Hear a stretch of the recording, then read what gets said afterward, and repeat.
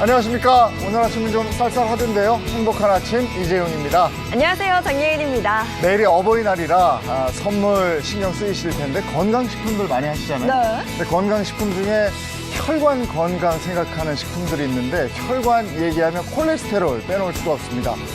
콜레스테롤에 대한 상식, 이게 반전이 또 있어요. 저희가 오늘 알려드릴 텐데 깜짝 놀라실 겁니다. 네, 그에 앞서서요. 먼저 한 주간의 건강 소식, 이슈들부터 체크해 드리도록 하겠습니다. 화요일 행복한 아침 지금 시작합니다.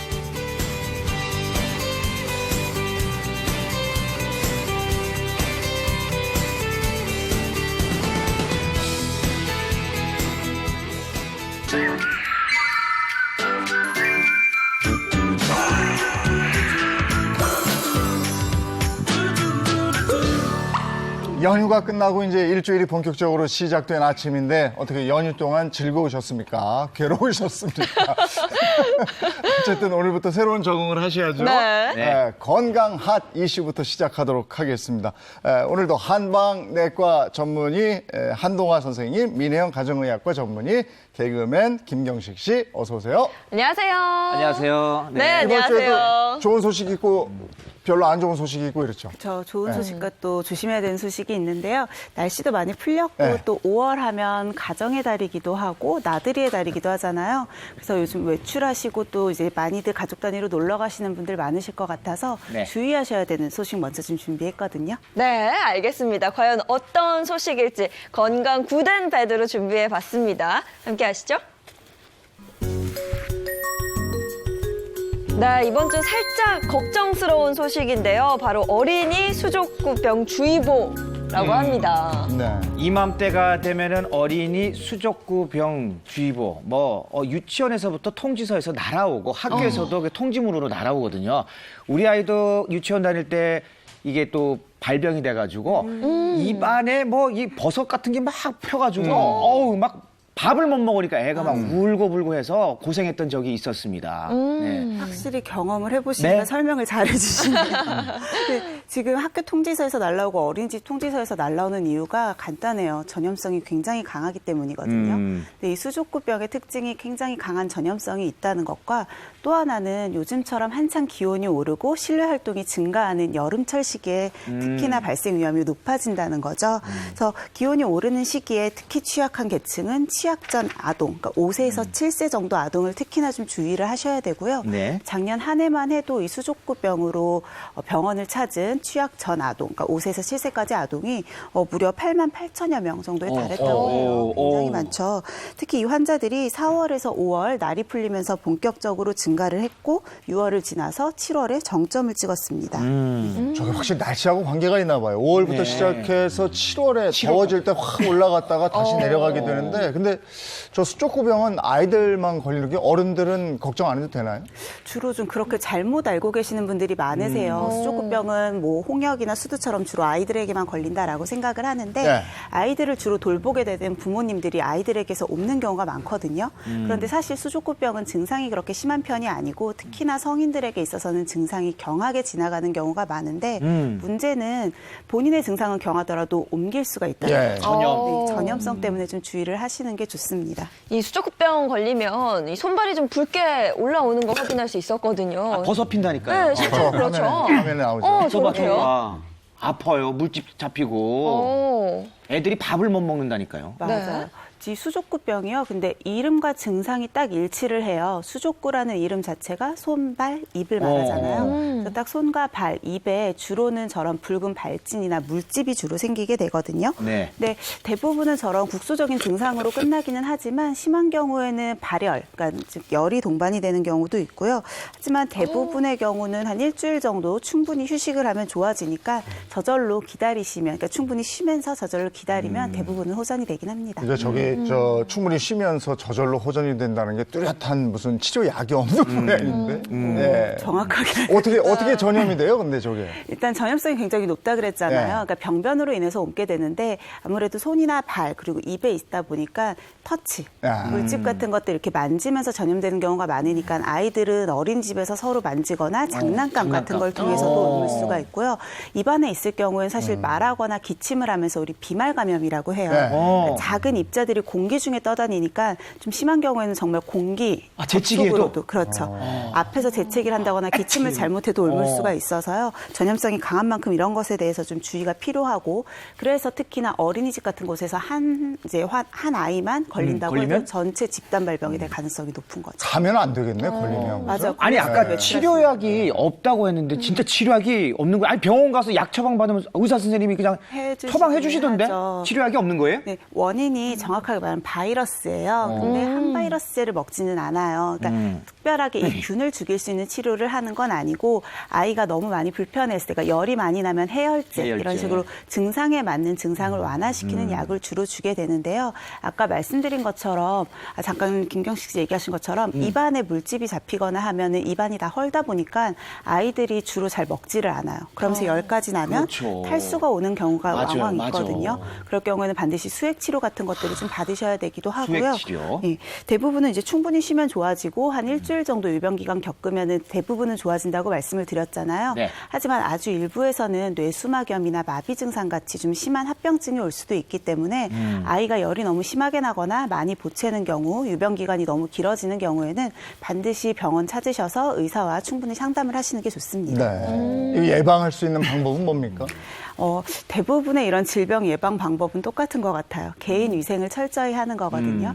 아까 말씀드린 것처럼 주로는 접촉을 통해서 많이 옮다 보니까 가장 중요한 건 손 씻기예요. 근데 주로 이거 걸리는 이제 아동층이 취약전 아동이라고 말씀을 드렸잖아요. 네. 본인이 개인 위생을 철저히 하기가 힘들거든요. 네. 그래서 부모님들께서 외출 전후로 흐르는 물에 30초 이상 비누 이용해서 꼭 깨끗이 손 닦도록 좀 주의를 해주시고요. 우리 이제 공공장소에서 기침할 때 에티켓이라고 생각해서 이렇게 손으로 막고 기침하시는 분들 많으시죠. 네. 네네. 사실은 이렇게 손으로 막고 기침을 하면 이 비말이 다 손에 옮거든요.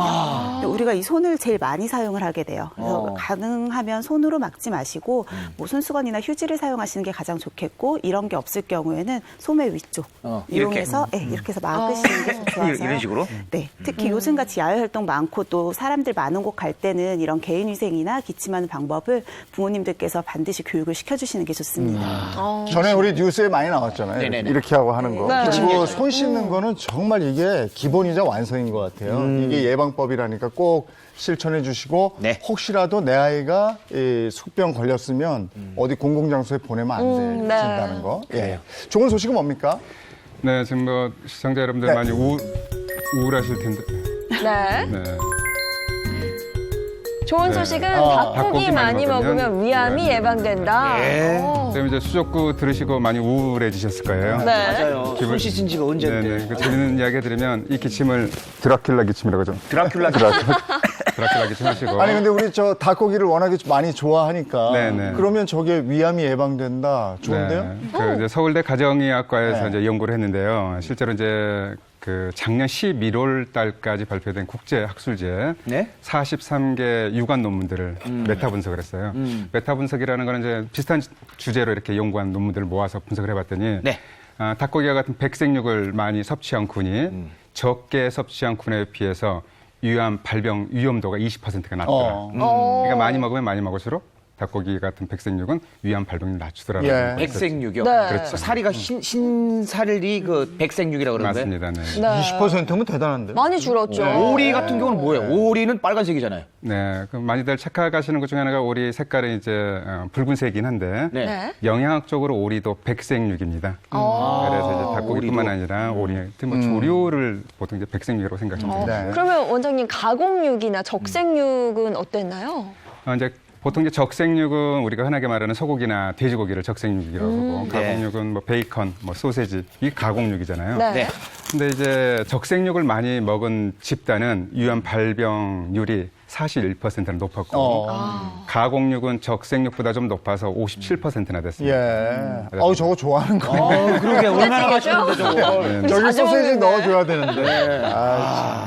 그런데 이제 시청자 여러분들이 그럼 보통 우리가 즐겨 먹는 고기를 적색육을 먹으면 안 되느냐 이렇게 생각하실 것 같은데 그렇지가 않고요. 적색육이나 가공육 자체에는 이제 문제가 없는데 어떻게 섭취하느냐, 또 얼마만큼 섭취하느냐가 이제 문제가 되겠습니다. 뭐 이제 지금까지 많은 이제 건강 관련 프로그램에서 뭐 적색육이나 가공육이 어떤 기전을 통해서 위암 등의 암을 발병하는지는 많이들 나왔는데요. 네. 세계보건기구 산하에 이제 암 연구소가 있습니다. 여기에서 가공육과 적색육을 그러니까 암 발병 위험군으로 1군, 그러니까 가공육은 1군, 또 이렇게 적색육을 2군으로 지정할 정도로 관련 연구가 많이 되어 있는데요. 네. 근데 그렇게 걱정하지 않으셔도 될 게 네. 유럽이나 미국은 이제 일일 평균 100g 이상 섭취를 하는데 우리나라 사람들은 이제 79.8g 정도니까 네. 그렇게 많으냐가 아닙니까? 더 먹어도 되겠네요. 조금만 더 드십시오. 조금만. 아니, 근데 먹는 방법이 중요할 것 같아요. 우리가 그래요. 저 수육 같은 걸로 먹으면 괜찮은데 네, 맞습니다. 이걸 태워서 많이들 먹으니까. 네, 제가 이제 아까 이제 먹는 방법도 아까 차이가 있다고 말씀드렸는데 이제 네. 서양에서는 주로 스테이크, 이렇게 직화구이를 구워서 많이 맛있죠. 하거든요. 근데 그게 벤조피렌과 같은 이제 발암 물질이 많이 생기는데 전통 잔치상 보면 스테이크는 안 나오잖아요. 대부분 수육 나오고 맞아요. 국에 넣어서 끓여 먹기 그러네요. 때문에 우리 이제 조상님들이 물려줬던 정통적인 고기 섭취 방법으로 섭취하시게 되면 좀 더 안전하게. 조상님도 스테이크 레어로 구워서 드시면 또 다를 수도 있는데. 아니 근데 서양 사람들도 보면 고기만 그렇게 먹는 것 같지만 주변에 채소 엄청 그렇죠. 먹어요. 샐러드 네. 엄청 먹죠. 네. 가지 같은 것도 구워서 먹고. 그렇죠. 네. 이제 서양에 가면 스테이크를 먹고 이제 잠깐 이제 감자나 이렇게 파슬리 같은 거 좀 먹잖아요. 네네. 근데 저희는 또 어떻게 먹어요? 쌈으로 먹지 않습니까? 그래, 그렇지, 저렇게. 그렇죠. 채소를 많이 섭취하는 것도 이제 위암 발병률을 낮추는데요. 특히 배추나 상추, 양배추와 함께 섭취하게 되면 네. 발암 물질을 최로 배출하는 이제 해독화 효소들을 많이 만들어냅니다. 이야. 그래서 이제 위암 발병률을 낮출 수 있고요. 그래서 이제 아까 이제 말씀드렸던 그렇게 이제 삶은 고기들 많이 드시고 이렇게 채소와 함께 섭취하시게 되면 위암 발병률을 또 낮출 수 있겠습니다. 네. 제가 어제 사실 삼겹살 먹었거든요. 이제는 좀 채소에 꼭 싸서 먹는 거 기억을 해야겠습니다. 자, 그리고 오늘은 또 어떤 알찬 정보들이 숨어 있는지 영상으로 소개해 드리죠.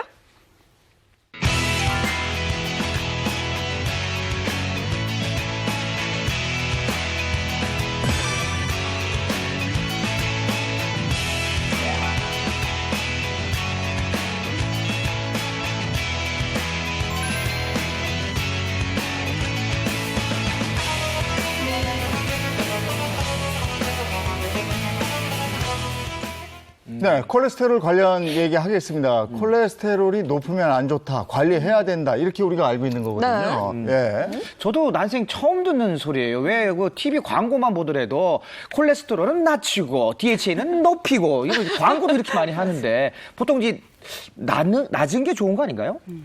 보통은 수치를 낮춰야 된다고 저도 알고 있거든요. 네네네. 근데 그게 좀 아닐 수도 있다라는 이야기인 거죠. 네. 오. 이제 보통 이제 콜레스테롤이 이제 혈관 질환을 일으키는 주범으로 알고 있어서 어떻게든 낮춰야 된다고 많이들 알고 계셔서 되게 이제 황당하실 수 있겠는데요. 네. 일단 콜레스테롤은 우리 몸의 생명을 유지하는데 아주 필수적인 영양 성분 중에 하나입니다. 이제 국내 모 대학에서 이제 연구를 했는데 콜레스테롤 수치가 이제 총 콜레스테롤 수치가 이제 데시리터당 200mg 이하가 이렇게 정상 수치인데 네. 이보다 약간 높은 네. 210에서 249mg 이 군이 사망률이 가장 낮았습니다. 그리고 정상보다 오히려 네. 낮은 군이 사망률이 높았다는 연구 결과가 있죠. 우리가 알고 있는 상식하고는 좀 이렇게 반대되는 그쵸. 건데 네네. 낮으면 사망률이 높았다요? 이 큰일 날 얘기네요. 네, 이제 지금 깜짝 놀라시는데 이와 관련된 이제 국내 연구 이외에도 전 세계적으로 많은 연구가 있는데요. 네. 아주 유사한 연구 결과가 2015년도에 이제 일본에서 있었습니다. 전 연령층을 대상으로 네. 그냥 놀라지 말고 그냥 들어주시면 네네. 좋겠습니다. 아유, 깜짝깜짝 놀라게 하시니까 그러죠. 전 연령층을 네네. 대상으로 총 콜레스테롤 수치가 정상보다 높은 분이 가장 사망률이 낮았고 오. 특별한 예외를 제외하고 정상보다 낮은 분이 사망률이 가장 높았습니다.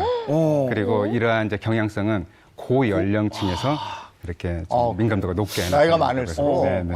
제가 짐작하건데 저도 이제 그 병원을 이제 매년 제 검사를 받으니까 콜레스테롤 검사를 했을 때 이게 콜레스테롤 검사에서 하나가 나오는 게 아니라 이게 좋은 콜레스테롤이 있고 나쁜 콜레스테롤이 있고 뭐 중성 뭐 여러 가지가 있더라고요. 그중에서 이제 좋은 콜레스테롤이 높아서 그런 거 아닌가라는 생각이 드는데 맞습니까? 꽤 정확하게 알고 계신데요. 우리가 병원에서 지질 검사를 한다고 하면 보통 수치가 4가지가 나와요. 네네. 지금 저희가 말씀드린 건 총 콜레스테롤 수치를 말씀을 드린 건데 네. 이 총 콜레스테롤 수치 말고도 우리가 흔히 좋은 콜레스테롤이라고 알고 있는 HDL 콜레스테롤이 있고요. 그다음에 LDL 콜레스테롤, 나쁜 콜레스테롤이라고 많이 알려져 있죠. 그리고 중성지방 이 3가지 항목들이 쭉 나오고 그 다음에 총 콜레스테롤이 나오거든요. 그래서 얼핏 들으면 아 그래 좋은 콜레스테롤이 높았을 때도 총 콜레스테롤이 올라갈 테니까 HDL 영향이구나라고 생각하실 수 있는데요. 물론 어느 정도는 있을 수 있는데 나쁜 콜레스테롤인 LDL 콜레스테롤이 높았을 때도 이런 건강 효과가 있을 수 있습니다. 이거는 좀 아닌 것 같은데 많은 더 분들이 의심스러워지죠. 놀라실 것 같아요. 네, 나쁜 콜레스테롤인데도 그렇다는 거죠? 심지어 이 나쁜 콜레스테롤인 LDL 콜레스테롤이 너무 낮을 경우에는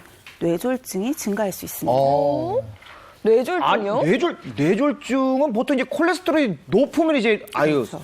뇌졸중 조심하셔야 됩니다. 김경식 씨 콜레스테롤이 높아요. 이거 다 저게 술 담배 다 끊고 뭐 이렇게 얘기하잖아요. 근데 이게 전혀 이게 상식 바뀌네요 지금. 그래서 좀 연구 결과들이 네네. 좀 나온 것들이 있는데요. 미국 하버드 의대에서 브리검 여성병원에서 연구를 한 결과예요. 결과? 그러니까 대상은 여성들을 대상으로 해서 45세 이상 여성 한 28,000여 명 정도를 대상으로 연구를 했는데요. 네. 콜레스테롤 수치를 아까 따져봤을 때 LDL 콜레스테롤 같은 경우는 보통 정상 수치를 100에서 한 130mg/dL 정도를 정상으로 보거든요. 그런데 이것보다 수치가 더 낮은 70mg/dL 이하인 여성들이 이 정상 수치에 있던 여성들보다 출혈성 뇌졸중에 걸릴 확률이 무려 2.2배 더 높았다고 합니다. 아니 LDL 나쁜 콜레스테롤이 LDL. 낮은 사람들이 걸릴 확률이 높다.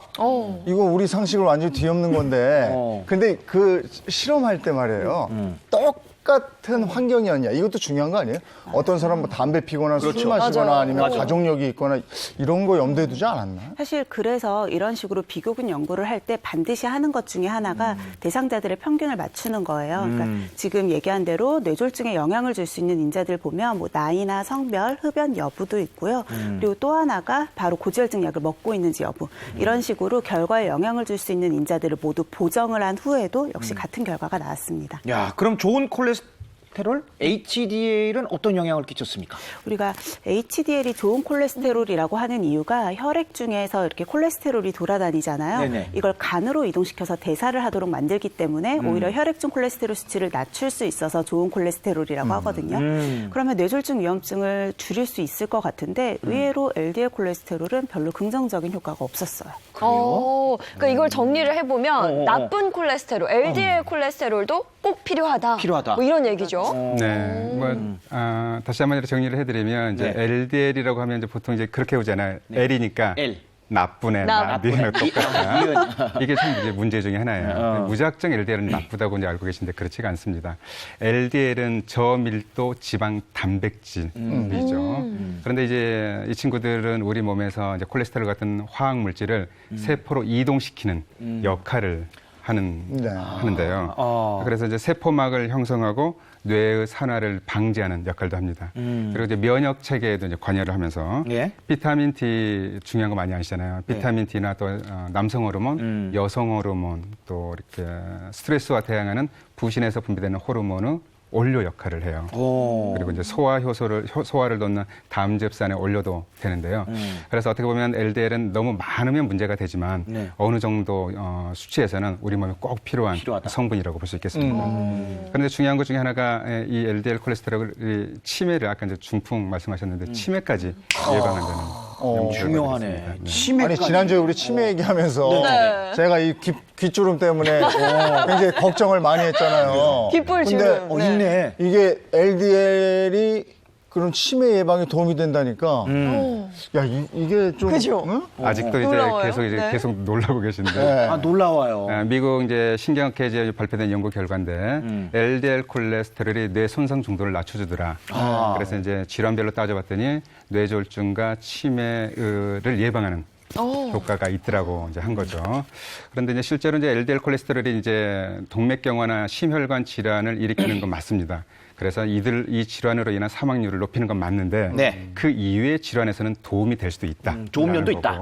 제가 서두에 말씀드린 이제 국내 연구 결과 또한 LDL 콜레스테롤이 심혈관 질환으로 인한 사망률은 높이지만 뇌출혈, 그러니까 뇌졸중 중에서도 뇌출혈, 그다음에 만성 폐색성 폐질환, 간 질환이나 간암과 관련해서는 사망률을 낮추더라라는 연구 결과가 있습니다. 네. 네, 아니 흔히들 사실 LDL 콜레스테롤 수치에 따라서 건강합니다, 혹은 아닙니다를 단정을 짓는데 이제는 그런 편견을 좀 버려야 될 것 같아요. 그래서 이제 이런 연구 결과들이 이제 요즘 많이 나오고 있는데요. 콜레스테롤의 역설이다. 역설. 그래서 좀 더 다각적인 방면에서 콜레스테롤을 들여다볼 필요가 있겠습니다. 네, 그 들여다본 결과가 이제 그 나쁜 콜레스테롤, 그러니까 LDL 콜레스테롤. 이제 콜레스테롤 검사할 때 여러분 이 수치에 대해서 너무 이게 연연할 필요가 없다라는 얘기예요. 아니야. 근데 꼭 그렇지도 않을 거예요. 그래요? 수치를 꼭 의사분들이 얘기를 하잖아요. 네. 그러면 수치하고 관계가 있으니까 얘기하는 거 아닐까? 그럴 것도 같고, 네. 저희 또 의견이 좀 분분해요, 원장님. 수치는 어떻게 되는 거예요? 정상 수치를 먼저 좀 알려드릴게요. 네. 계속 얘기가 나오고 있는 LDL 콜레스테롤 같은 경우는 130mg/dL 이하일 때 정상이라고 보고 있고요. 그다음에 중성지방도 말씀드렸죠. 150mg/dL 이하일 때 정상. 또 HDL 콜레스테롤은 사실 남녀 차이가 좀 있긴 하지만 일반적으로는 40mg/dL 이상일 경우에 적정 수준으로 보고 있고요. 다만 이건 이제 정상인들이 약을 복용하지 않았을 때 정상 수치를 말씀을 드리는 거고, 네. 약을 복용하시는 분들은 치료 목표 수치나 이런 것들이 조금 달라질 수는 있어서 이제 의사와 자세한 상담을 하신 후에 목표치를 정하시는 것이 좋습니다. 근데 우리가 계속 이 수치에 대해 얘기를 드리고 있는 게 네. 아까 높은 게 좋다, 낮은 게 좋다 이런 것들이 이제 딱 정확하게 알려드리려는 게 아니고요. 네. 사실은 그러니까 수치가 중요한 게 아니고 그럼 다른 걸 봐야 된다는 어떤 거죠. 걸요? 다른 거요? 네. 주의하셔야 되는 부분이요. 수치가 문제가 아니고 크기를 보시는 것이 더 중요합니다. 우리가 건강검진 할 때 보면 그 수치 얘기는 해도 맞아요. 크기에 대한 얘기는 안 하던데 처음 듣는 얘기인데요? 크기 얘기는 뭐예요? 그러니까 나쁜 콜레스테롤이라고 무조건 다 나쁘지 않고요. 네. 좋은 콜레스테롤이라고 무조건 다 좋지 않거든요. 수치에만 연연하는 건 오히려 함정일 수 있고 우리가 이 콜레스테롤들의 크기에 대해서 한 번 더 생각을 해보셔야 돼요. 그래서 보통 이런 수치들보다는 그러니까 크기별로 나뉘어져 있는 콜레스테롤이 내 몸에 작용하는 기전이 다 달라지게 되거든요. 사실 우리 건강검진 받으면 이 숫자 때문에 스트레스를 받아서 거기서 또 병이 생기거든요. 그러니까 나쁜 콜레스테롤은 이제 낮추고 높은 콜레스테롤은 높여야 된다. 그 숫자 갖고만 계속 생각했는데 그게 아니군요. 크기군요. 그럼 크기도 알려줬어야지. 크기를 왜 안 알려준 거야? 왜 안 알려준다. 일단은 그림을 하나 돈 더 내야 되는 거예요? 예. 그건 아니고요. 그것도 좀 더 내야 되시고요. 거봐. 이런 정보가 있어야 돼. 그러니까 차라리 정말로 수치가 높고 낮고로만 결정이 되면 더 편하실 수 있는데 좀 더 이제 깊이 들여다보자는 거죠. 그래서 네. 이제 나쁜 콜레스테롤이라고 하는 LDL 콜레스테롤도 크기별로 나눌 수가 있거든요. 네. 그림 한번 준비한 거 보여드릴게요. 이렇게 사이즈가 돼 다양하죠. 다르네. 오, 어떤 게 더 그러니까 몸에 안 좋은 영향을 미칠 것 같으세요? 당연히 크기가 클수록 클수록 안 좋은 거 아니에요? 나쁘죠. 1번이 네. 나쁘겠죠, 당연히. 그러니까 더 맞겠지. 그렇죠. 네. 꽉 막힐 것 같은데. 그렇죠. 근데 오히려요, 이런 큰 콜레스테롤은 별로 위험하지가 않아요. 아, 그래요? 그래요? 그래요? 1번이 아니고 그럼 7번이 가장 위험한 건가요? 네, 제가 얘기한 크기에 대한 거는 오히려 저 수치가 이제 커질수록 사이즈가 작아지잖아요. 네. LDL 6에서 7 정도 레벨이 더 위험할 수도 있어요. 선뜻 이해가 가지 않으실 것 같아서 저희가 좀 모형을 준비를 했거든요. 네. 네. 앞에 보이시는 저 모형이 혈관벽이라고 생각을 하시면 돼요. 이게 혈관벽이에요. 그렇죠? 그렇죠. 그래서 사실 지금 이 우리 쪽 위쪽으로 있는 데가 내벽 쪽인 거고 네. 아래로 내려갈수록 외부에 있는 외벽이 되는 거거든요. 내막과 외막. 네. 실제로 우리가 이런 형태에 있는 벽이 이렇게 둥글게 원통 모양을 해서 혈관이다라고 생각을 하시면 되는데 내막 같은 경우가 바로 혈액이 닿고 있는 부분인 거고요. 외막이 그 외부에 있는 우리 다른 장기에 닿아 있는 부분이라고 생각을 하시면 돼요. 네. 그래서 이런 혈관에서 실제로 콜레스테롤은 우리가 옆에 준비한 이런 공 모양으로 혈액 속에 섞여서 흐르고 있겠죠. 그래서 큰 콜레스테롤과 작은 콜레스테롤이 혈관에 어떤 영향을 미치는지를 보면 일단은 우리가 위험할 거라고 생각했던 크기가 큰 콜레스테롤을 먼저 한번 벽에다 부어볼게요. 이게 큰 게 이제 막혀서 이제 힘들 것 같았는데. 근데 밑으로도 안 내려가니까. 안 내려가네요. 그러네요. 네. 얘네들은 그러니까 혈관 벽 자체를 막을 만큼 크기가 크지는 예. 않거든요. 그런데 이 혈관 벽 안에다가 어떤 틈새가 있다거나 손상이 있다고 해도 별로 거기를 뚫고 내려갈 수가 없는 거예요. 네. 그냥 오히려 혈액을 흐르기가 쉬운 거죠. 네. 문제는 작은 콜레스테롤이에요. 자, 콩처럼 작은 사이즈를 한번 부어볼게요. 네, 요 작은 콜레스테롤이 이제 한번 부어보면 아, 쭉 침투가 되는 게 보이시죠? 네. 이게 이게 곳곳을 돌아다니겠네요, 그러니까. 우리가 혈관 내벽 사이에도요, 내막세포 사이사이에도 저렇게 틈이 예. 있고 실제로 특히 대사질환 같은 것들 있는 다 분들은 저 빠지네. 틈이 더 예. 벌어져 있어요. 네. 근데 이 내막 사이로 저 작은 사이즈의 콜레스테롤이 쭉 끼게 되면 예. 혈소판이나 다른 것들과 뭉쳐서 우리 죽종, 에세로마라고 하는데 일종의 죽종이라고 해서 벽에 이렇게 붙어있는 덩어리, 피딱지 같은 것들을 아, 만들게 피떡. 돼요. 네. 그러면 당연히 혈관 내벽이 더 좁아지게 되겠죠. 압력이 높아지면서 혈압이 올라가고 문제가 생길 수 있고요. 더 큰 문제는 이 죽종이 혈관 벽에 붙어 있다가 외부 충격으로 인해서 떨어져 나가면 우리가 많이 알고 있는 혈전이 되는 거예요. 네. 그러니까 이 혈전은 이제 혈관 벽에만 붙어 있는 게 아니고 혈액을 타고 돌아다니게 되니까 네. 다른 혈액을 막아버리면 혈액의 흐름을 끊어버리게 돼서 문제가 생길 수 있는 거예요. 근데 지금 말씀하신 이 혈전이 피를 타고 돌아다니면서 우리 심장이나 뇌를 가면 이게 또 큰일 나는 거 아니겠어요? 네. 그래서 일단 이제 말초 혈관이 이제 동맥이나 정맥을 막게 되더라도 팔다리에 이제 괴사가 일어나서 절단이 일어날 수 있는데 또 이렇게 뇌혈관이나 이제 심장 혈관들을 관상동맥을 막게 하면 뇌졸중이나 이제 심근경색으로 이렇게 즉시 사망하기까지 위험한 상황에 처할 수가 있죠. 그러니까 결국 이게 문제예요. LDL 콜레스테롤 수치가 정상이더라도 작은 콜레스테롤이 많으면 또 위험해진다는 뜻이죠. 네. 이제 국제 이제 심장학회에 이제 실리는 연구 결과인데요. 이제 동맥경화증을 앓고 있는 환자들 중에 LDL 콜레스테롤이 정상이면서 뇌졸중과 심혈관 질환을 앓는 환자 군들을 모아서 네. 이유를 살펴봤더니 네. 선생님께서 방금 말씀하신 작은 콜레스테롤, SD, LDL 콜레스테롤이라고 스몰 덴스, 작고 단단한 LDL 콜레스테롤이다 해서 그 콜레스테롤 수치가 높았던 거죠. 아니 그러면은 우리가 흔히 건강검진할 때 수치를 보고 판단을 하게 되는데 맞아요. 그 수치만 가지고 안 되겠네. 근데 크기를 따로 안 해주니까요. 근데 이제 보통 이제 일반적으로 이제 건강검진을 하게 되면 이제 그냥 LDL 콜레스테롤 수치만 보죠. 네. 근데 이 수치만 봐서는 이제 알 수가 없는 게 이게 이제 크기가 어떤 이제 크기인지 알 수가 없어요. 그런데 네. 이제 동맥경화 고위험군 같은 경우에는 특별히 이제 SD, LDL 콜레스테롤 수치를 검사하기 때문에 이제 환자가 의뢰할 수는 없습니다.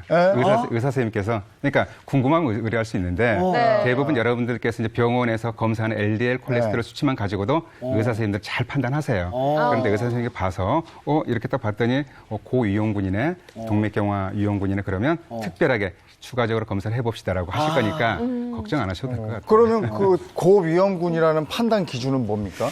이제 고위험군의 판단군은 일단 뭐 LDL 콜레스테롤이 정상임에도 불구하고 흡연자, 그다음에 복부 비만, 그리고 가족력 중에 60세 이하이면서 심혈관 질환을 앓은 가족력이 있는 경우에는 특별하게 이제 SD, LDL 콜레스테롤 수치를 이제 작은 콜레스테롤을 검사를 해서 나에게도 이제 위험군이 되는지를 봐야 되고 특히나 이제 먹는 것도 관련이 있는데요. 고지방 시기를 하시는 분들, 또 고열량 시기, 또 고당분을 섭취하는 경우에는요.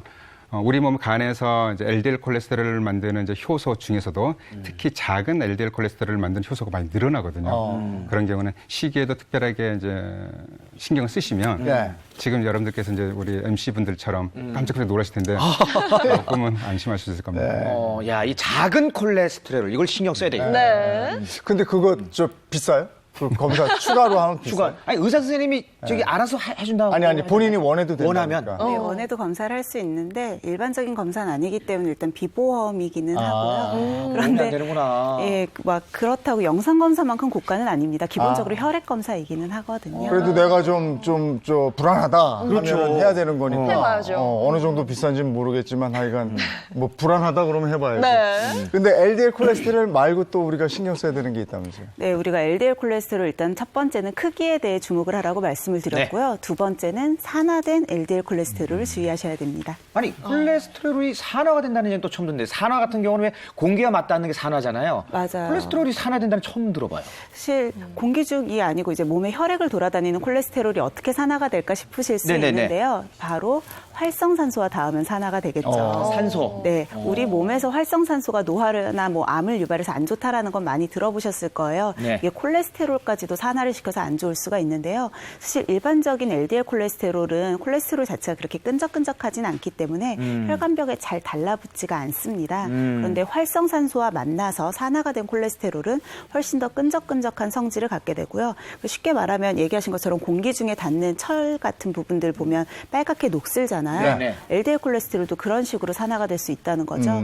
그러면 혈관에 끈적끈적하니까 더 잘 달라붙게 되고 아까 저희가 보여드린 내막 틈새로도 잘 달라붙어서 죽종도 더 잘 만들게 되겠죠. 네. 좀 더 주의가 필요하시고요. 아무래도 일반적인 이제 산화 수치 같은 것들도 뒤에서 검사 같은 거 설명을 좀 드리긴 하겠지만 내가 LDL 콜레스테롤이 정상이다라고 해도 당뇨 같은 대사성 질환이 있는 분들 몸속에 활성산소가 많을 수밖에 없는 생활 습관이나 식습관을 갖고 계신 분들은 좀 더 주의하시는 게 좋겠죠. 아니 그런데 이것도 일반적인 검사를 했을 때요. 이 산화 여부를 알려주지 않거든요. 이것도 다 돈이겠죠? 아, 네. 가능한가요? 오늘 돈 얘기만 사실은 혈액 검사를 통해서 검사 자체는 가능하고요. 근데 얘기하신 것처럼 비싸기도 하고 또 일반적인 검사는 아니에요. 그래서 본인이 이렇게 찾아가서 검사를 하는 것 자체가 좀 어려우실 수 있어서 굳이 이렇게 검사를 하지 않고도 대충 유추를 해볼 수 있는 계산 방법이 있거든요. 아, 그래요? 네. 그걸 좀 알려드릴게요. 우리가 지질 검사를 하면 총 검사 결과 그 수치들이 4가지가 나온다고 말씀을 드렸잖아요. 네네. 그래서 LDL 콜레스테롤 수치 말고 중성지방과 HDL 이제 콜레스테롤 수치를 같이 보시는 게 좋은데 네네. 중성지방의 수치가 150mg/dL 이상이면서 HDL 콜레스테롤 수치가 남성 같은 경우는 40mg/dL 미만, 여성은 50mg/dL 미만인 경우에 내가 산화된 LDL 콜레스테롤이 많을 것이다라고 추측을 해볼 수가 있어요. 그러니까 LDL 수치만 보지 말고 두 가지를 다 봐야 되네요. 중성지방하고 HDL 콜레스테롤 수치가 낮은 거. 낮은 거. 사실 아까 저희가 막 크기 같은 거 다 비싼 검사 해야 되냐라고 말씀을 드렸는데 네. 특별한 위험 인자가 없는 그냥 건강하신 분들은 아까 얘기한 대로 이런 3가지 수치를 종합적으로 봐서 의사분과 충분히 상담만 하신다면 추가적인 검사 없이도 본인의 건강 상태를 대충 확인을 해볼 수가 있겠고요. 네. 이런 좀 생활 습관 같은 것들을 잘만 내가 유지를 하면 활성산소가 좀 덜 생기고 아까 원장님 얘기하신 것처럼 내가 좀 기름진 음식 덜 먹고 이런 습관만 유지하신다면 크게 걱정하실 필요는 없을 것 같습니다. 그게 활성산소를 좀 막아주는 방법이에요. 그러네요. 예비 남편은 아주 정말 건강하시겠어요. 장수하실 거예요. 네. 그렇게 하겠습니다. 그렇게 네. 만들어야죠. 알겠습니다. 콜레스테롤에 대해서 우리가 알아보고 있는데 아무래도 콜레스테롤은 그 먹는 것과 운동을 빼놓을 수가 없으니까 네. 우리 어떤 걸 먹으면 콜레스테롤, 좋은 콜레스테롤? 글쎄, 지금 나쁜 콜레스테롤도 필요하다니까. 네. 어쨌든 우리 몸에 도움이 될까? 음식으로 알아보겠습니다.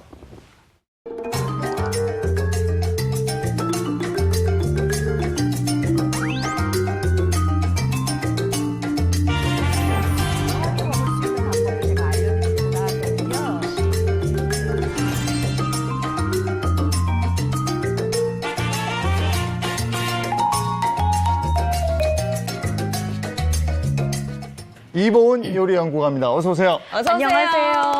안녕하세요. 네, 반갑습니다. 이보은 선생님 콜레스테롤 걱정 없으시죠? 저도 사실은요, 몇 년 전까지 약 먹었었어요. 정말요? 네. 근데 지금은 약 안 먹고요. 괜찮습니다. 아우, 다행이다. 살이 좀 찌니까 그게 오더라고요. 건강해야 돼요. 그래서. 맛있는 걸 너무 많이 해주시니까. 그러니까요. 네. 그래서 오늘은 또 콜레스테롤 균형 그래서 맞추시는 제가요, 음식이죠. 오늘요, 콜레스테롤하고 혈압을 낮춰주는 식재료가 있어요. 네. 최고죠. 바로 애호박하고 죽순인데요. 오늘 그 두 가지를 가지고 제가 맛있는 메뉴를 한번 만들어 보려고 하는데 네. 첫 번째 메뉴는요, 바로 애호박, 애호박? 바지락 찌개예요. 야, 이거 맛있겠다. 말만 쏜다. 맛있겠죠? 네. 맛을 좀 아시는 아, 이거 밥 한 그릇이면 뚝딱이죠. 맞아요. 네. 일단 바지락을 제가 먼저 준비했는데요. 네. 제가 요 바지락 지금 깨끗하게 씻어서 이렇게 준비를 해놨는데요. 요거 맨 마지막 헹군물에 꼭 식초 한 방울 떨어뜨려서 헹궈 주셔야 바지락살이 굉장히 단단하고 맛이 있어요. 식초를 넣어야지 그게 또 향긋하고 네, 좋은가요? 왜냐하면 이게 단백질이잖아요. 네네네. 그러다 보니까 식초가 살균의 효과도 있을 뿐만 아니라 바지락살을 굉장히 탱글탱글하게 맞춰주는 역할을 하거든요. 그래서 꼭 바지락 그 식초 마지막 헹궈물에 꼭 해주셔야 되고요. 네. 그 다음에는 오늘의 주인공 바로 이 애호박. 애호박이에요. 근데 제가 애호박을 이렇게 좀 약간 부셔놨어요. 왜 부셨어요? 그쵸? 보통 이제 어머님들이 애호박 많이 드시는데요. 요거 네네. 토속찌개로 만들 때는 네네네. 저처럼 이렇게 방망이로 오. 이렇게 두드려서 손으로 뚝뚝. 으깨서. 예, 이래야 애호박이 굉장히 부드럽고 단맛이 많이 나거든요. 수제비 예전에 할머님들 다 이렇게 하셨어요. 이제 수제비 하듯이. 네. 요래야 애호박 살 안쪽에 있는 단맛까지 다 우러나거든요. 이거 재밌죠? 재밌네. 이렇게 하면 훨씬 더 맛있게 많이 우러나요. 두드리면 부드러워지는군요. 네. 그 다음에는 이제 두부인데요. 네, 두부. 애호박도 이렇게 넣었으니까 두부도 이렇게 칼로 대강 이렇게 잘라서 이렇게 좀 만들어 놓자고요. 으깨는 거죠? 네. 아유, 아니 저렇게 그러면 투박한 식감도 것 같은 좋고. 맛이 좋아. 네, 맞아요. 아주 좋거든요. 부드럽게 하는 것보다 이게 또 옛날 그 맛 같고 좋아요. 맞아요. 두부도 약간 토속적으로 만들어 놓으면 훨씬 더 좋잖아요. 그렇죠, 그렇죠. 그리고 여기에 있는 게 뭐냐면 바로 양파하고 이제 대파만 이렇게 준비를 해 놓으시면 되거든요. 네. 자, 그러면 제가 요거 가지고 찌개를 한번 만들어 볼게요. 네. 일단 냄비에다가요. 네. 여기 식용유예요. 식용유. 네, 그리고 식용유하고 식용유. 네, 그다음에 볶아야죠. 네, 볶는데 그냥 안 볶고요. 여기 참기름도 같이 있어요. 참기름.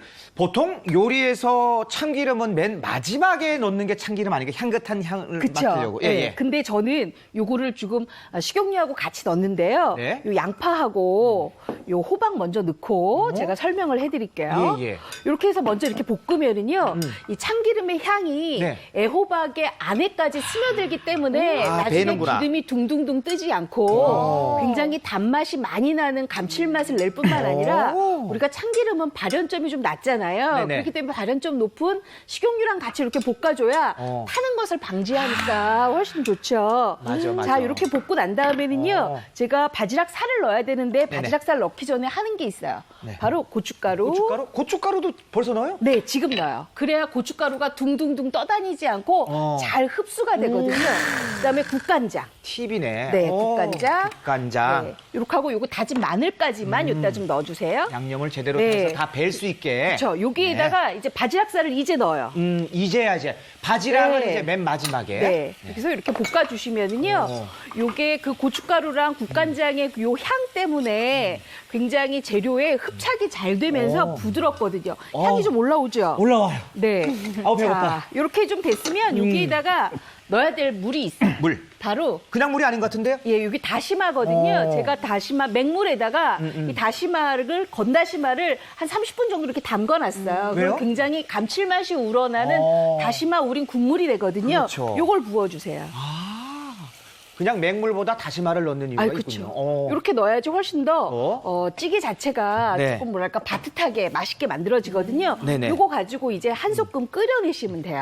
야, 그러면 되는군요. 네. 그러면 이제 끓기만 기다리면 되는 이제 거예요? 끓기만 기다렸다가 여기에다 마지막에 두부 넣고 대파, 홍고추, 청고추 넣고 마지막에 소금 간만 하면 찌개가 끝나요. 굉장히 간단하죠.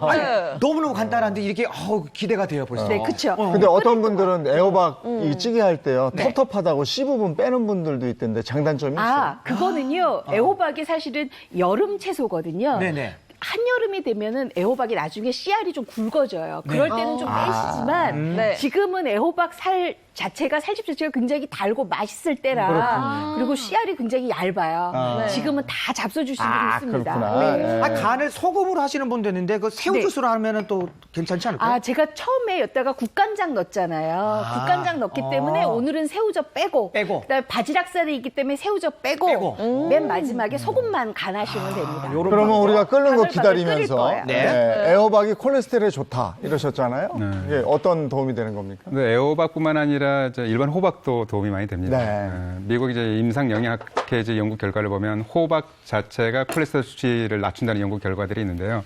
아까 민혜 선생님께서 이제 뭐 산화 LDL 콜레스테롤 수치를 주의하라고 했잖아요. 호박에 들어있는 베타카로틴이나 비타민 C가 콜레스테롤이 산화되는 걸 방지해주는 역할을 합니다. 그리고 이제 호박에는 또 엽산도 많은데요. 이제 혈관 내피의 상처를 유발하는 호모시스테인이라는 아미노산의 역할을 차단해서 네. 동맥경화도 예방하고 심혈관 질환을 막아주는 역할도 하고요.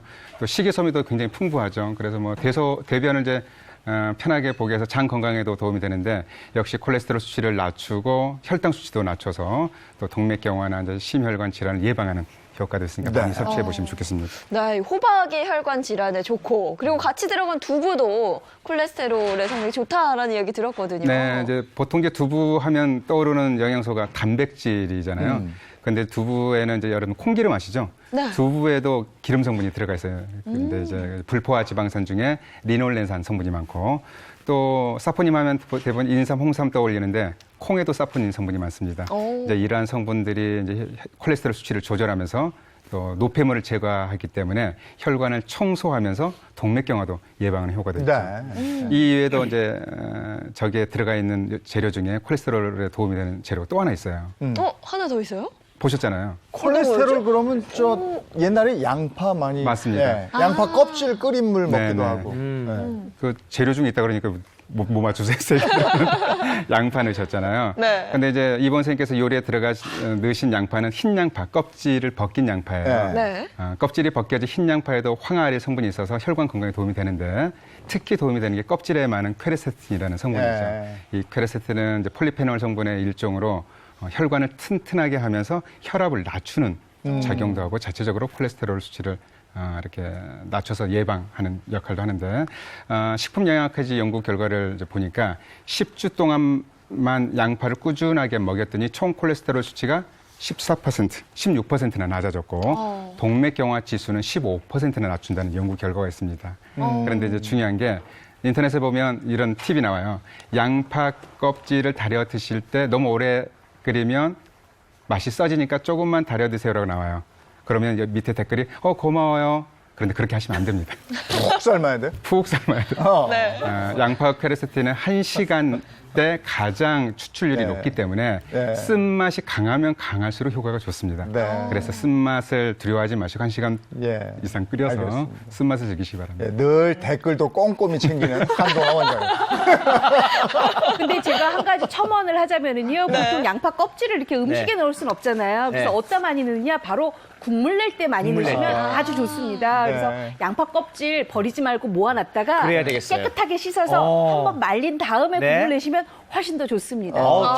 최고네요. 어우, 이제 다 됐나 봐요. 네. 지금 막 소리 끓이고 들어보세요. 있죠. 아이, 소리 좋아. 소리 좋아. 소리 너무 좋아요.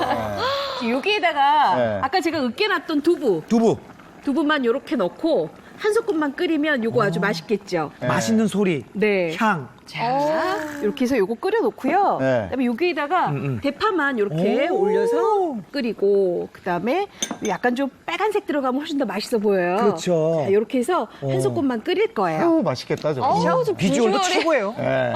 너무 자, 이렇게 맛있을 것 끓일 같아요. 때, 네. 끓일 때. 제가 아까 죽순 말씀드렸잖아요. 네, 네. 네. 죽순 요리 하나 더 해드릴 거예요. 사실은 죽순. 오늘 주제가 콜레스테롤을 사실은 이게 관리잖아요. 네, 네. 그러려면 아무래도 식재료를 좋은 걸 쓰셔야 되는데 맞습니다. 사실 지금이 딱 죽순이 나올 철이에요. 그리고 대나무 어린 순이니까. 그렇죠, 맞아요. 제철이네요. 네, 제철이에요. 죽순이 제철이네요. 네. 지나면 죽순이에요. 근데 저게 또 종류가 여러 가지 그렇죠. 아니에요? 굉장히 네네. 많죠. 제가 지금 갖고 나오는 건 바로 맹종죽이라고. 맹종죽. 사실은 이게 4월 초에서 6월 중순까지 먹을 수 있어요. 근데 이게 요즘이네.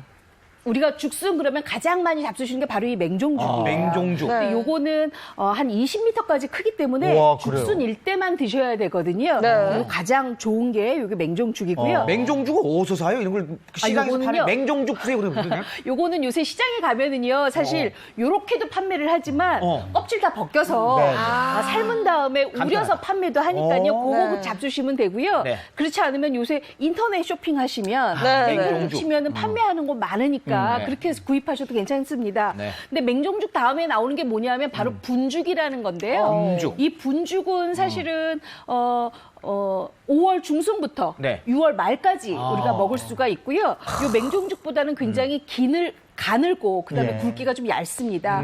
그리고 이 분죽 다음에 나오는 것이 바로 왕죽인데요. 왕죽. 왕죽은 분죽하고 아니에요. 요거는 지금 다 맹종죽. 맹종죽이에요. 그다음에 분죽보다는 훨씬 더 뭐랄까요? 더 가늘고 표면이 약간 거칠거칠하면서 거뭇거뭇한 게 왕죽인데요.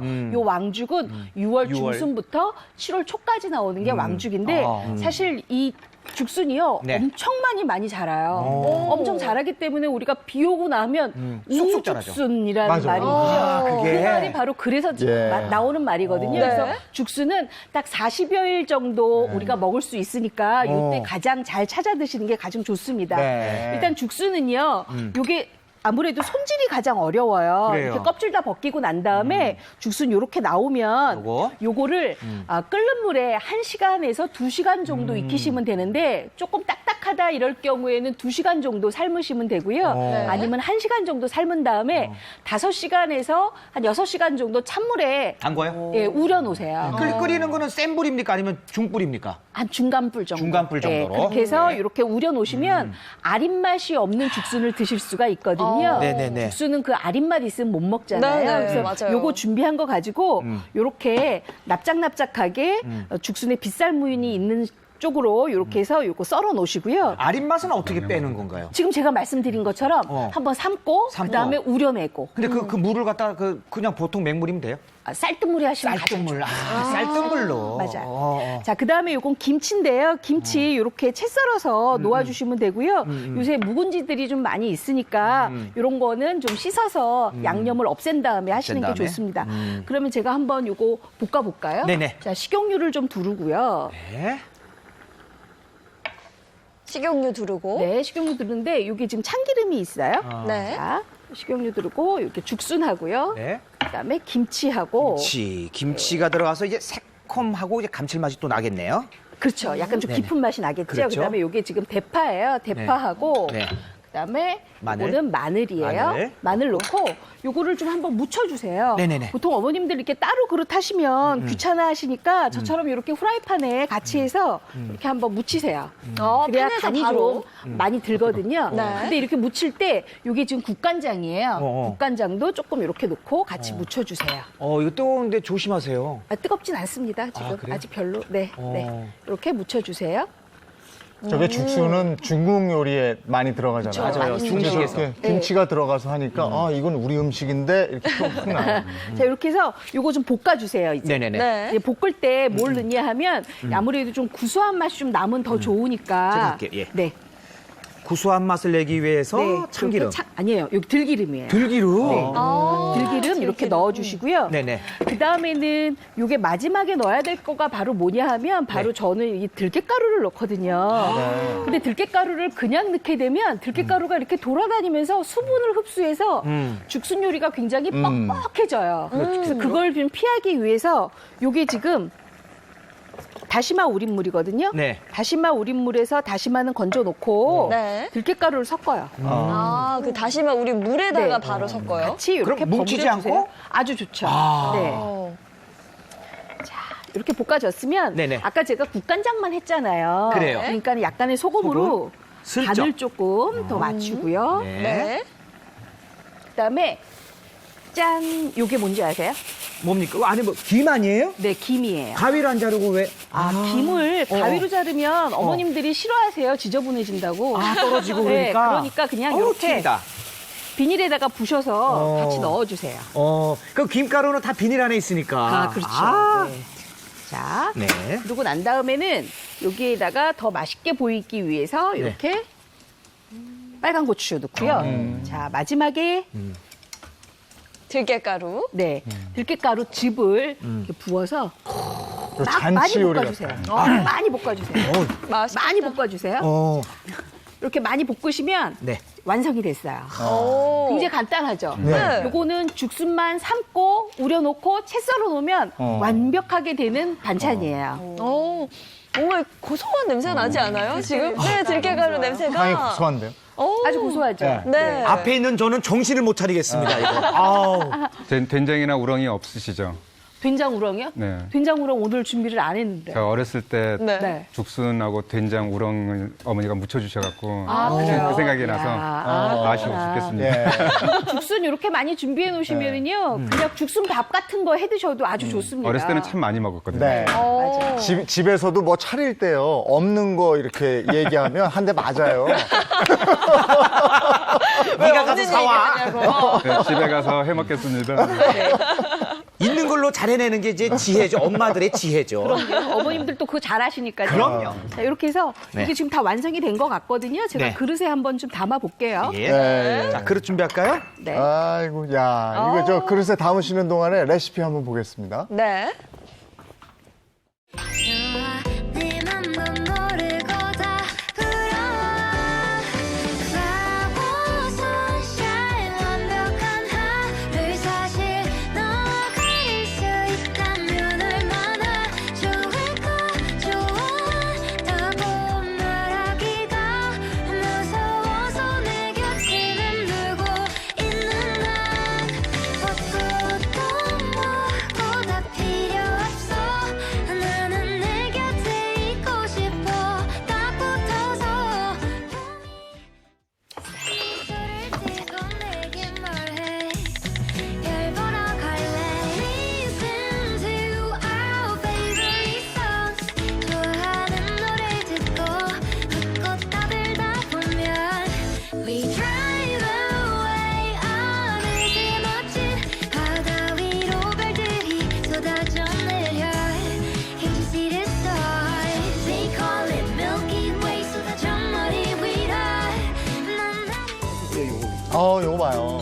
네. 비주얼부터가 이게 정말 깊은 맛이 맛보지 않아도 알 것 같아요. 아니, 그냥 보기에는 그 고추장찌개 맛내는 거하고 비슷한 것도 같은데. 그렇죠. 네. 오, 바지락살이 또 식감이 너무 탱글탱글하니 좋잖아요. 바지락도 요즘 좋으니까. 오, 애호박 바지락찌개. 네. 밥 반찬으로도 좋은 죽순 아우, 볶음까지. 요 앞에 와 있으니까. 네. 네. 이거 한번 먹어봐야겠죠? 네.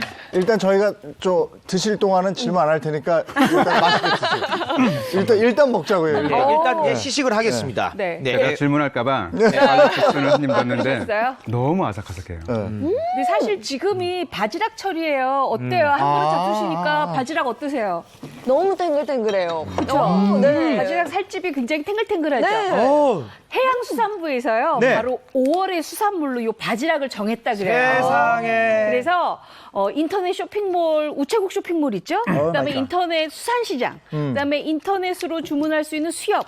여기서 구입을 하시면 시중보다 한 30% 정도 싸게 구입을 하신다 그러니까 지금 어머님들 당장 구입하시면 훨씬 더 도움을 받으실 것 같아요. 네. 밥에다 요즘 이렇게 자작자작. 바지락의 수입산도 그렇게 많다고 하던데. 맞아요. 수입산도 있고 우리 국내산도 있는데요. 사실은 국산 바지락이 훨씬 더 많이 나와 있긴 하거든요. 요거를 구분하는 방법 제가 알려드릴게요. 국산 바지락은 일단은 이 폐각, 그러니까는 껍질이 황갈색이에요. 그리고 굉장히 표면이 거칠거칠하거든요. 그리고 안에 있는 조갯살이 선명한 노란 색깔을 띠고 있어요. 그렇기 때문에 훨씬 더 구분이 쉽고요. 반면에 수입 바지락 같은 경우에는 겉면이 약간 푸르죽죽한 푸른색이 나면서 굉장히 길어요.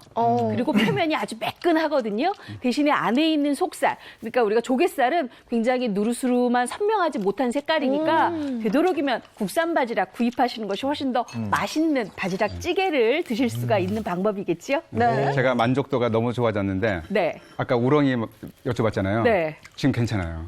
바지락이랑 같이 먹으니까 그럼. 엄마 생각나면서 너무 맛있습니다. 엄마 생각나셨어요? 바지락이 진짜 제철인 것 같은 이 식감이 있어요. 쫄깃쫄깃하고 탱글탱글하고. 네. 제가 이렇게 한상 메뉴를 짤 때는 늘 제가 한동아 선생님을 생각하면서 짜요. 이렇게 다른 말씀 안 하시겠다 생각하면서 짜요. 네. 엄마 네.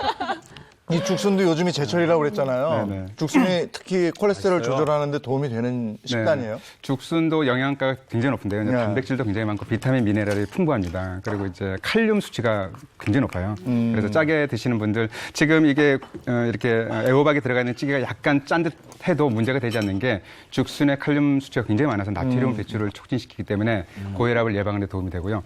식이소미가 또 그렇게 많습니다. 식이소미가 많아서 이제 노폐물도 제거를 하고 콜레스테롤 수치를 조절하면서 동맥경화를 예방하는 작용도 하고요.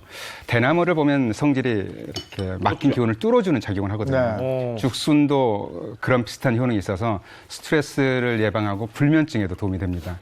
그리고 여러분들이 이제 시중에서 가공된 죽순은 이미 삶아서 나오기 때문에 괜찮은데 생 죽순을 구해서는 절대 바로 드시면 안 되는 게 시금치와 마찬가지로 수산기 성분이 죽순에 많아요.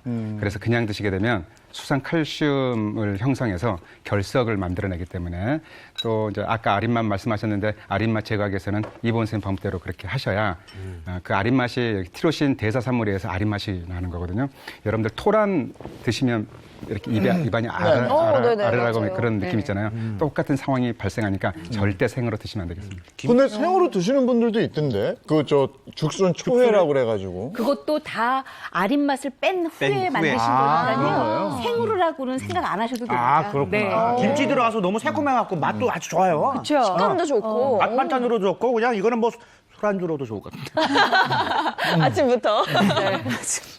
아우, 오늘 이 음식에 네. 또 무슨 후식을 한동화 선생님이 만드셨다고. 아, 네. 지금 이제 이보은 선생님께서 이제 콜레스테롤 밥상을 네. 이제 이제 콜레스테롤 예방 네. 밥상을 준비하셨으니까 네. 저는 후식으로 콜레스테롤 예방 차, 일명 혈관 청소차, 더 줄여서 혈청차, 혈청차. 혈청차를 준비했습니다.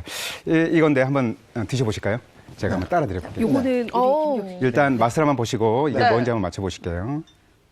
뭔지 맞춰보기에는 너무 화면에 대문짝만하게 나가가지고. 아, 이미 나갔어요? 네.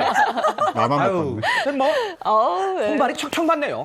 맞춰보세요 하는데 나가더라고요. 아니, 진짜 저 표고 향이 쓰지 않고 은은하게 구수하게 나네요. 오, 굉장히 구수한데요.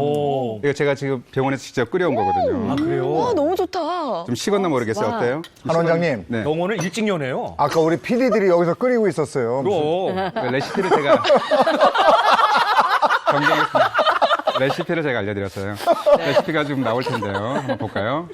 표고버섯 이제 크기가 좀 다르잖아요. 이제 큰 빨리 안 표고버섯은 나오네. 네. 안 나오네. 좀 이따 나오겠죠. 네. 크기는 8개에서 10개 정도. 네. 그다음에 작은 거는 뭐 12개에서 13개 정도 준비하셔서 물을 2리터에 이거를 참 말린 표고죠. 이걸 네. 넣어서 약한 불로 한 2시간 정도 끓이시면 돼요. 그러면 이제 불의 세기가 뭐 약한 불, 중불 그걸 잘 조절 못 하시잖아요. 물이 많이 졸아들면 또 물을 좀 추가해서 추가해서. 네, 그래서 결과적으로 2시간 후에는 한 1리터 정도 네. 남은 양으로 하시면 되는데 이거를 이제 개인이 혼자 드실 때는 일주일 정도로 그래서 하루에 하루 한두 번 정도 네. 이렇게 해서 따뜻하게 드셔도 되고요. 또 이렇게 시원하게 드셔도 되고 맛도 고소하고 아주 좋습니다. 그냥 물처럼 마시면 될 것 같아요. 그럼 콜레스테롤이 좋아진다는 거니까. 아니, 이거 차 맛이 좋아요.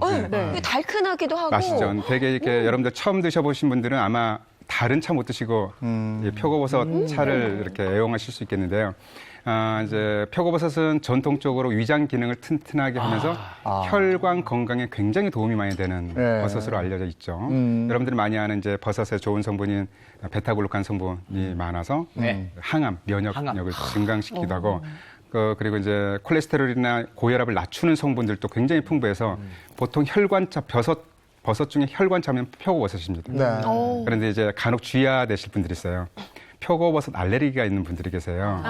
이게 특징적으로 이제 동양인들에게 굉장히 버섯을 즐기는 동양인들이 많아서 이름도 표고버섯 피부염입니다. 만약에 표고버섯 차를 드시고 채찍으로 맞은 것처럼 피부에 줄무늬, 발진이 생기면 이것은 다른 원인이 아니라 네. 표고버섯에 의한 피부염이 생긴 거니까 이런 경우는 가려움이 너무 극심해서 네. 견딜 수가 없을 정도예요. 예. 이런 경우가 있으면 바로 병원에 가시고 표고버섯 차를 좀 피하시는 게 좋겠습니다. 지금도 화면 보시면서 콜레스테롤 관리 위해서 애쓰는 분들 계실 거예요. 그런 분들을 위해서 짤막하게 한 말씀씩 좀 덧붙여 주세요. 저는 사실 조금 걱정되는 게 저희가 오히려 좀 더 헷갈리게 만들지 않았을까가 좀 걱정이 돼요. 그래서 기존에 있는 상식을 완전히 뒤엎으라는 건 아니고요. 우리가 평소 때처럼 LDL 콜레스테롤 관리 식습관 통해서 잘 하시되 너무 수치에만 연연하지 말고 평소에 내 생활 습관이나 다른 여러 가지 항목들을 좀 종합적으로 보셨으면 좋겠고요. 또 우리가 오늘 알려드린 여러 가지 요리 같은 것들이 특히나 콜레스테롤 수치는 식습관과 영향이 굉장히 깊거든요. 반드시 참고하시면 좋을 것 같습니다. 네. 말씀도 잘하셔. 이제 콜레스테롤 검사를 하다 보면 이제 여러 가지 검사가 나오잖아요. 이제 뭐 HDL, LDL 여러 가지가 있는데 어느 특정 성분만을 높이는 것도 좋지가 않고 특정 성분만을 과도하게 낮추는 게 이렇게 그렇다고 좋은 게 아닙니다. 어떻게 보면 이제 콜레스테롤은 이렇게 질병과 건강의 갈림길에 서 있는 스위치 같아요. 그래서 어느 때는 적이 돼서 돌아오지만 잘 관리하면 언제 어느 때 도움을 받을지 모르는 귀중한 영양 성분이기 때문에 네. 콜레스테롤 이렇게 관리 잘 하셔서 건강 잘 유지하셨으면 좋겠습니다. 우리가 콜레스테롤 수치 높아도 다 도움이 되는 겁니다 했다고 확 높이지 마세요. 관리하는 거지 높이라 뭐 이런 얘기 아니었습니다. 네. 오해하실까 봐. 이범 선생님도 식단에 대해서 한 말씀 해주시겠어요? 네, 오늘 제가 갖고 나온 애호박, 죽순 같은 이런 식재료가요. 네. 사실은 콜레스테롤이나 혈압을 낮추는 데 굉장히 도움을 아, 많이 준다고 하니까요. 꼭 좋은 식재료로 관리 잘 하시기 바랍니다. 싹 비웠습니다. 아니 그리고 또 요즘에 제철 음식을 가지고 이렇게 콜레스테롤까지 네. 관리할 수 있다니까 좋아요. 그러니까요. 오늘 또 잘 먹었습니다. 네, 잘 고맙습니다. 고맙습니다. 두 분도 좋은 정보 고맙습니다. 네, 고맙습니다. 오늘 아침에는 쌀쌀했는데 오후에는 또 기온이 올라갈 거라 그러고 어제 제가 남산 갔었는데요. 네. 남산에서 북한산 백운대하고 인수봉이 쫙 보이는 정말 오랜만에 쾌청했는데 네. 오늘 날씨가 또 궁금합니다. 네, 오늘도 야외 활동하시기에 좋겠습니다. 특히나 미세먼지 걱정이 없다는 아주 반가운 소식인데요. 야외 현장 바로 연결해 보도록 하겠습니다. 김혜영 캐스터. 네, 휴일이 지나고 일상으로 돌아온 화요일 구름 한 점 없이 맑은 하늘이 반겨주고 있습니다. 오늘도 따스한 봄 햇살이 함께하기 때문에 날씨로 인한 불편은 없겠지만 큰 일교차에는 유의하셔야 합니다. 이 새벽에 대관령은 영하 1.3도까지 떨어져서 역대 5월 중 두 번째로 가장 낮은 기온을 기록했는데요. 9시를 향해 가고 있는 현재 서울은 12.1도로 출발하고 있습니다. 낮에는 봄볕 속에 기온이 껑충 올라서 20도를 웃돌아 따뜻하겠습니다. 다만 맑은 날이 이어지면서 대기는 갈수록 건조해지고 있습니다. 대부분 중부지방과 일부 전남, 호남과 제주에 건조특보가 내려진 가운데 그 외 지역도 메말라가고 있는데요. 특히 영동 지역은 바람까지 무척 강하게 불어서 보다 큰 불로 번질 위험이 높습니다. 초속 8에서 13m에 달하는 강풍이 불겠고 내륙에서도 10m에 달하는 바람이 부니까요. 화재 사고 없도록 주변 점검 보다 철저히 하시기 바랍니다. 바람 덕분에 대기 확산이 원활해서 오늘 미세먼지 농도는 보통 수준을 유지하겠습니다. 다만 내리쬐는 봄볕에 자외선 지수는 5단계 중 4번째 단계인 매우 높은 단계까지 높아집니다. 자외선 차단에 적극 신경 쓰셔야 합니다. 기온은 점점 더 올라서 한낮에 서울 21도, 전주, 안동 22도, 대구, 광주 23도 등 어제보다 조금 높겠습니다. 이번 주 내내 대체로 맑은 날이 많겠습니다. 기온은 점점 더 올라서 주 후반엔 초여름만큼 덥겠습니다. 오이에는 커피산 성분이 다량으로 함유되어 있는데요. 이 성분은 화상이나 땀띠 등 피부에 열을 내려주고 피부 진정에 아주 효과적이라고 합니다. 또 수분이 90% 이상 함유되어 있기 때문에 보습은 물론 피부 미백에도 도움을 준다고 하니까요. 참고하시기 바랍니다. 오늘도 건강하고 또 행복한 하루 보내세요. 지금까지 상암동 DDMC에서 날씨였습니다. 연휴 뒤라 오늘도 몸이 이렇게 처지고 이럴 수 있어요. 근데 미세먼지 없이 맑은 하늘이거든요. 오늘 점심 식사 후에는 좀 산책하시는 거 잊지 말았으면 좋겠습니다. 네, 날씨만큼 상쾌하고 행복한 하루 보내셨으면 좋겠습니다. 저희는 내일 아침 8시 더욱 신선하고 재밌는 내용으로 돌아올게요. 행복한 아침, 행복한 하루 되십시오. 고맙습니다. 고맙습니다.